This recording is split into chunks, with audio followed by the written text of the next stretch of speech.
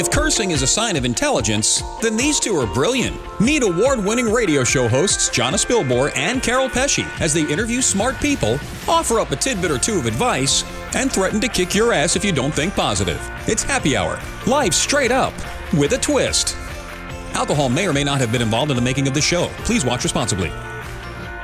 So, was there a hair on it? On my burrito? Well, there shouldn't be, because, oh, hello. Hello. Welcome to Happy Hour TV. I'm Jonna Spilbor. I'm Keryl Pesce. We are here to be your fixologist. Yeah, to help you take that crap that happens in your life and turn it into gold. Yes. We have a great guest coming up for you today where we are going to help you fix the stress habit with Dr. John McGrail. Love that guy, yeah. We also want to thank our studio audience for taking time out of their busy day to be with us today. And most especially, today's bleep sponsor for on the rare occasion where we might drop an F-bomb. Yeah, been known to happen. So we'll also turn that crap into gold and we're going to get paid for that. Why not? Why not sponsor? Why not?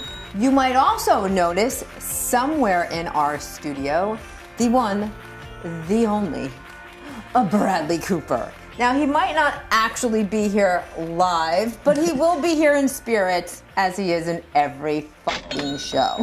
I think he'd be a little bit nervous. I know. To be live in Jonna Spilbor's studio. Don't take out a restraining order on me, Bradley. But the goal is so we She's have a lawyer and she'd get out of it.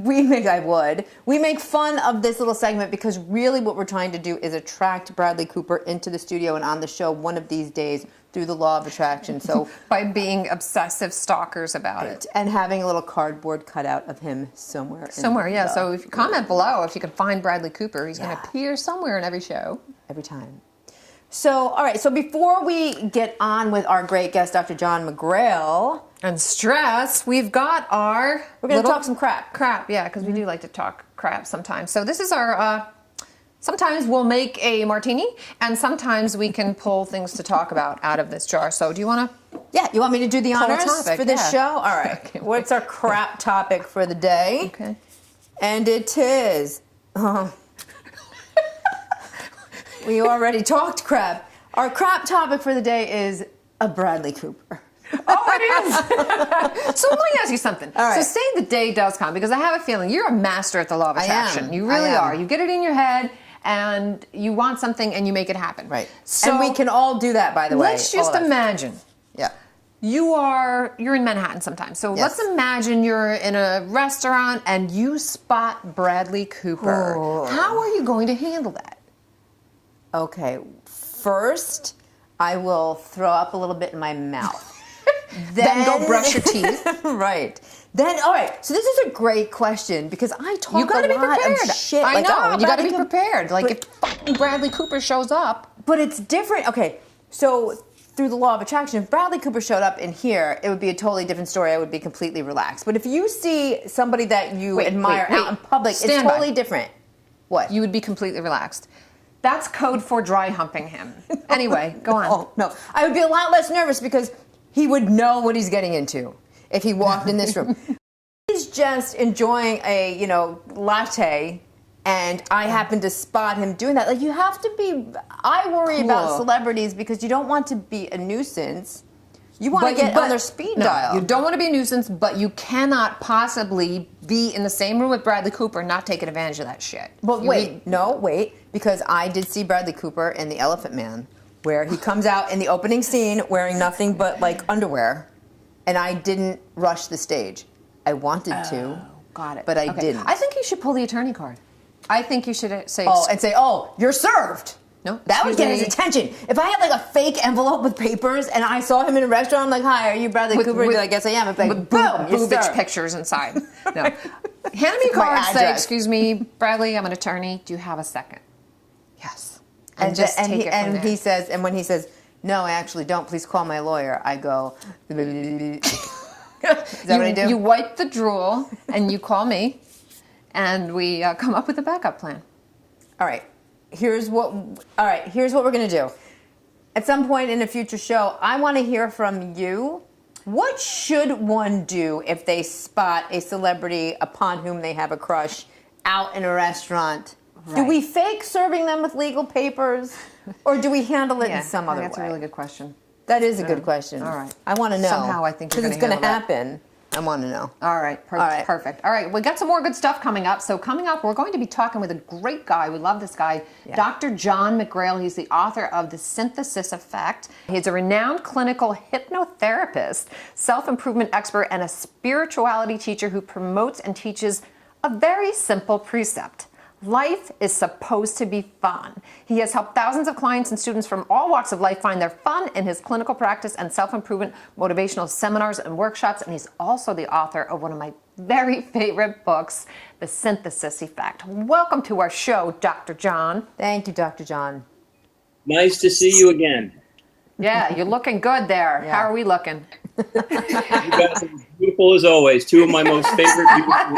So the topic we wanted to talk to you about today is busting the stress habit, because people define stress as a thing. I have stress. There's stress. But actually, you say stress isn't a thing. It's something we do. What do you mean by that? You know, it's really interesting. The stress is a survival mechanism that Mother Nature gave us so that when we're in trouble and our lives are threatened, we go into this physiological and emotional mode that gives us super strength and super concentration so that we can get out of trouble. You go back to our ancestors, you know, hundreds of thousands of years ago, and they're out there hunting very nasty critters.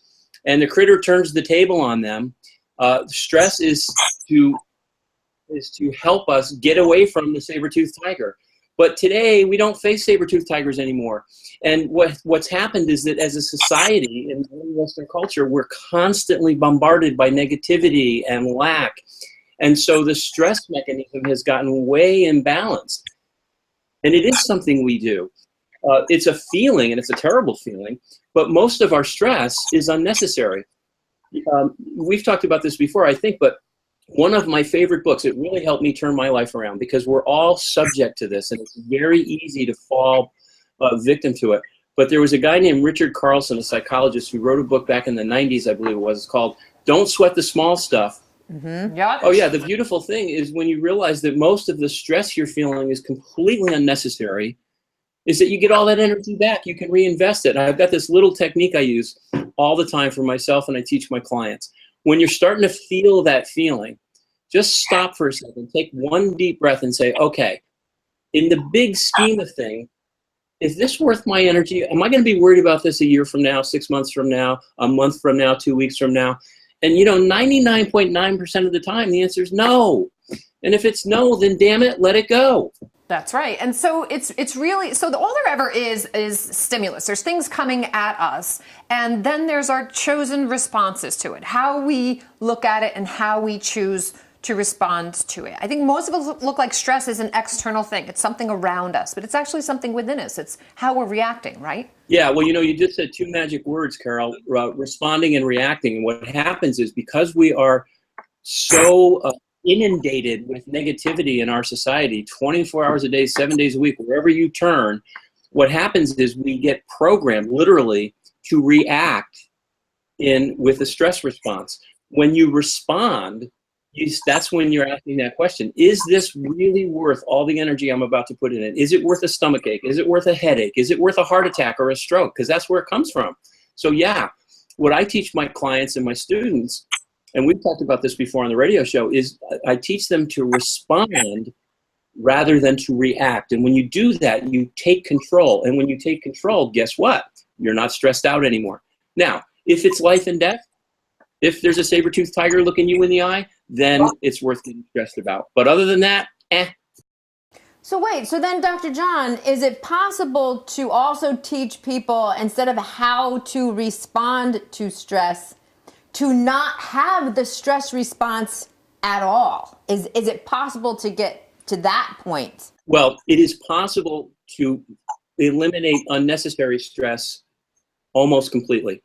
And that takes some consistent practice. And as you know, one of my favorite tools in that regard is this thing called meditation, this daily 15 or 20 minutes of quiet time where you shut out all the noise and you have a chance to go inside and really think about how you're feeling.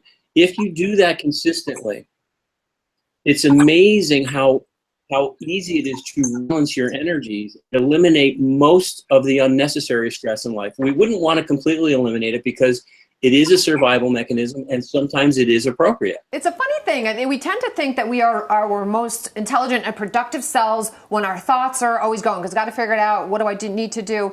And we're actually hurting ourselves sometimes. That sometimes one of the most productive things we can do is quiet that monkey brain down a little bit, right? Absolutely. We are so obsessed with doing. I've got to achieve, I've got to do, I've got to make, blah, blah, blah, blah, blah. And we don't take time to just do, you know? And when you give yourself that gift, and literally, you know, people are afraid of meditation. They think it's hard and all. It's really, really easy to do. And it's very understood. But once you learn how to do even 5 minutes a day, if that's all you've got, 5 minutes just sitting and being, and it's amazing how good you begin to feel. And if you give yourself 20 minutes one day or twice a day, if you can weekend to go out and find a natural place and sit in the beauty and perfection of nature, your whole being changes, and how you deal with all the crap that's coming in changes as well. I want to believe you.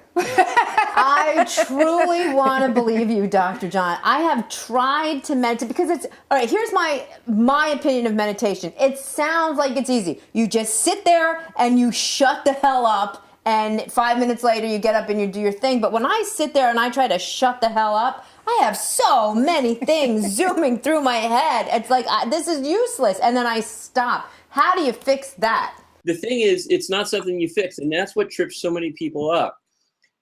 When your mind is doing that, when you sit down to quote, quote, meditate, and you start getting bombarded by all these thoughts, that is a perfect time to understand that you need it more than ever. So what you do is just say, okay, this is what's going on. My mind is noisy. Let the thoughts come and let them go. And instead of judging yourself, which is what you're doing, and it's very common, you just say, okay, there's a thought. Here it comes. Bye. And what happens is if you don't judge it and you just, the easiest way to do this is just stick to a breath. Back to your breath. Go back to your breath. When you get distracted, let it come, let it go. What happens is those intrusive thoughts, if you just stick with it. Now, this is going to take some time. It might take you 2 or 3 weeks or a month before you actually find that you have 5 minutes of quiet. But I promise you, give yourself permission to go through the distractions and just let them go without judgment and without saying, do this. It doesn't work. Then it's amazing. Pretty soon you get pretty good at it. I've been doing this for over 20 years now. And I did a little meditation before I came in today to prepare myself for this show. I wanted to make sure I sounded reasonably in it, particularly since the whole world can watch this. And you know, in the middle of it, I'm thinking about what I'm having for dinner tonight and the client that's coming in later, and I have to remind myself after 20 years of continuous meditation, virtually every day, just let it go. It's okay. So it doesn't matter how long you do it. You're always going to have those distracted thoughts. That's how the mind works. But if you're consistent with it and you do it without judgment, you do it with just a little love and compassion for yourself, it's amazing how those thoughts quiet down, and how you will have these moments of incredible clarity, focus, peace of mind, serenity.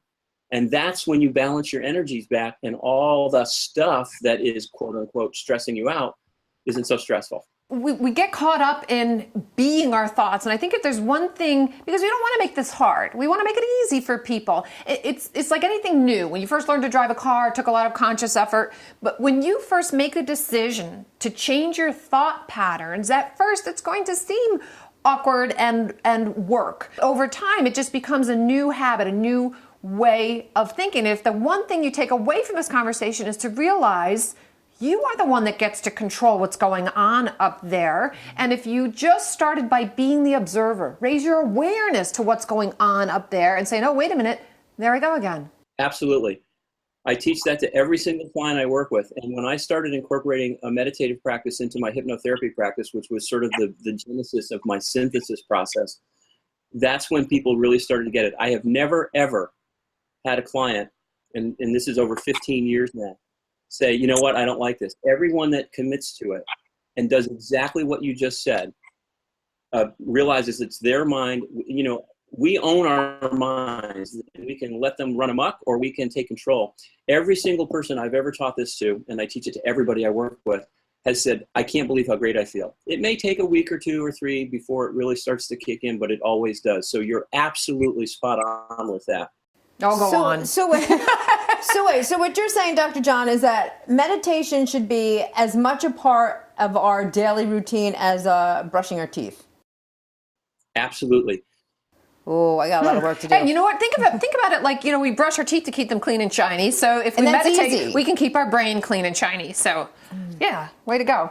All right, we're about to wrap up here. Dr. John, if you want to make sure we can tell people, what's your website so people realize how awesome you are, like we already know, and they want to get your book or learn more about you, where would they go to do that? Well, my websites are www.hypnotherapylosangeles, all one big word, hypnotherapylosangeles.com, and drjohnmcgrail.com, just my name. There are 2 websites. They're slightly different in their focus.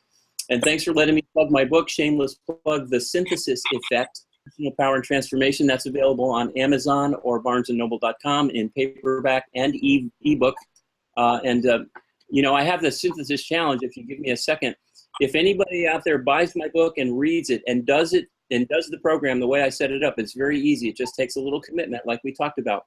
If after 30 days you don't feel your life changing, send me proof of purchase and I'll refund your money. All right. Put You're your money where your awesome. mouth. We love you. Thank you. Well, thank you guys so much. It's great to join you again. All right. Bye-bye. Love having you. I love him. I'm never going to get this meditation stuff It's like down. forgiveness. It's like an F word to Jonna. Meditation, slow your brain down. Yeah. No, seriously, we think we're our most productive selves when we are thinking and doing.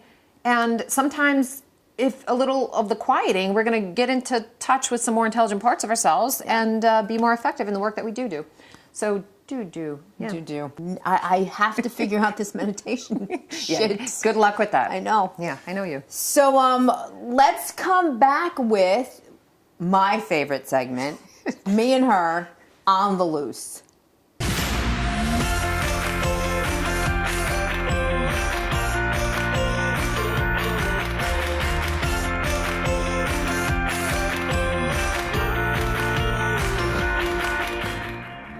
When Keryl's not taking selfies with her selfie stick, she's helping land the fucking planes at LaGuardia. I'm blind. You look fabulous, and it's all about the light. Oh, you know, follow me around. All about the light. Follow me around with this light forever and ever. Right? Isn't it great? I know, it's great.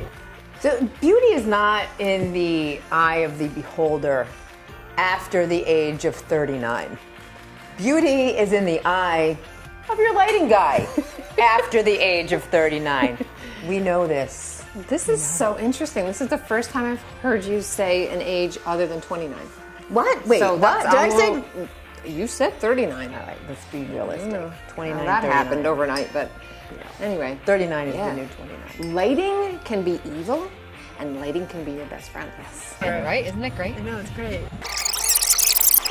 When Keryl's not taking selfies with her selfie stick, she's helping land the fucking planes at LaGuardia.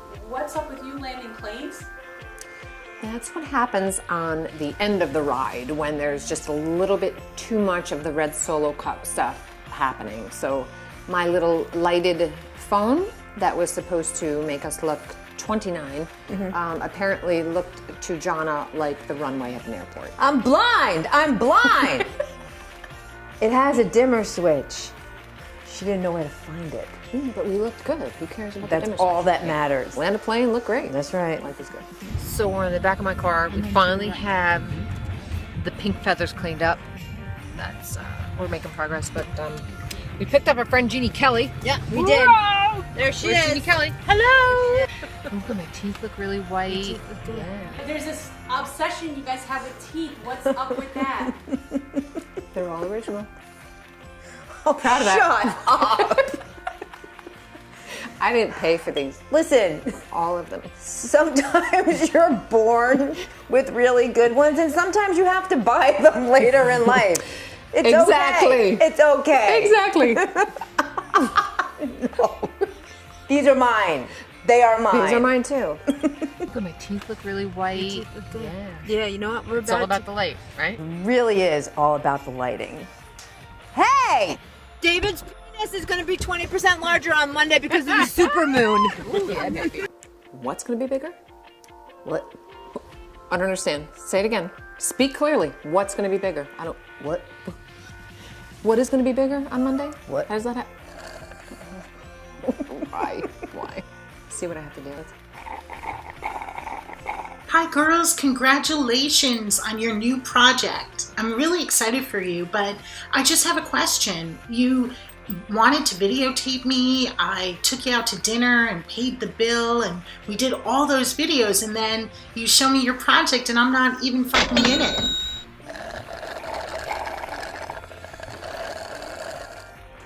Good thing you can't be serious and sober all the time. So before we go, we'd like to thank our Bleep sponsor once again, and because I don't know if that sponsor got their money's worth. San Diego. All right, and we also like to thank our studio audience for taking time out of their busy day to be with us. But most of all, thank you for tuning in and hanging out with us here on Happy Hour. Don't forget to visit our website for bonus material and the latest in Where's Bradley Cooper, and you can register for a chance to be our studio audience. Also, follow us on Twitter and Facebook as NetChicks TV. And feel free to comment below if you found Bradley Cooper, because For I realsies. really like to know where he is myself. So remember, don't bitch, complain, and blame. Talk about what's right about people, life, and the world. Stop waiting for somebody else to do it for you and take charge of your life and your attitude. Until next time, cheers, bitches. She's an inspirational speaker and wrote a book called Happy Bitch. Which basically means I love to help people get happier and I like to curse. Oh, my line? I'm here too. And she's an attorney and a legal analyst for Fuck Me. Rant. Wait a minute. Okay, so now hit start prompter on the bottom there.